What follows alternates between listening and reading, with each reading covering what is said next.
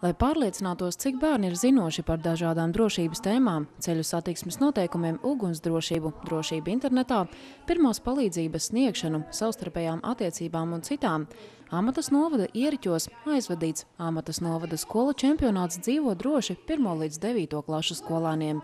Viņiem bija sagatavots 11 īpašas stācijas, un katrā no tām tad arī tika pārbaudītas skolēnu zināšanas, veiklība un atapība par jebkādiem drošības jautājumiem.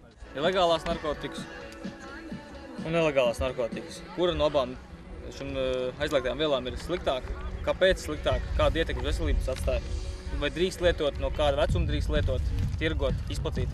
Abas divas ir kaitīgas, legālās narkotikas ir vēl kaitīgākas un nedrīkst ne lietot, ne izplatīt visas narkotikas. Gatavošanās čempionātam Amatas novada skolās notika visa mācību gada garumā, ik mēnesi aktualizējot vienu tēmu par drošību.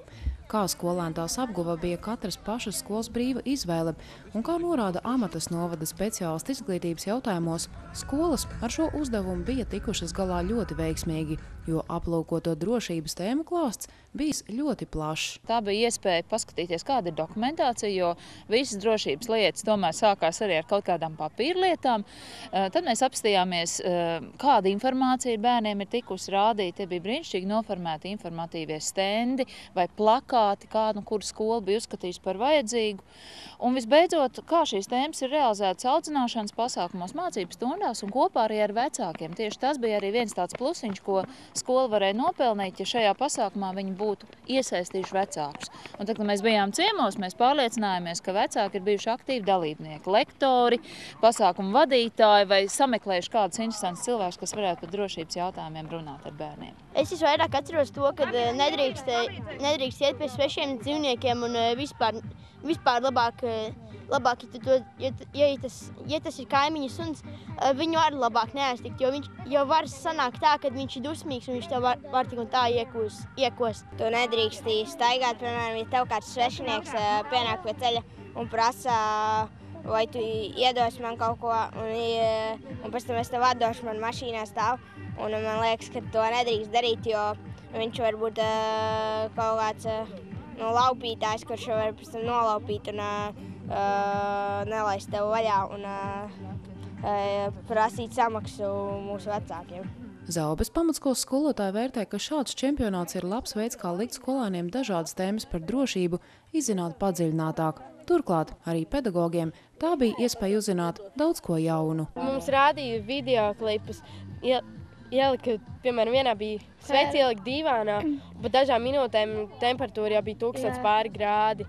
Tas, ko mēs nezinājām, es arī īstenībā to nezināju, kā skolotāji, ka tur jau pēc pāris minūtēm jau viss ir tik ļoti karsts, ka nav iespējams. Tā situācija, cik ātri tas notiek viss, jā.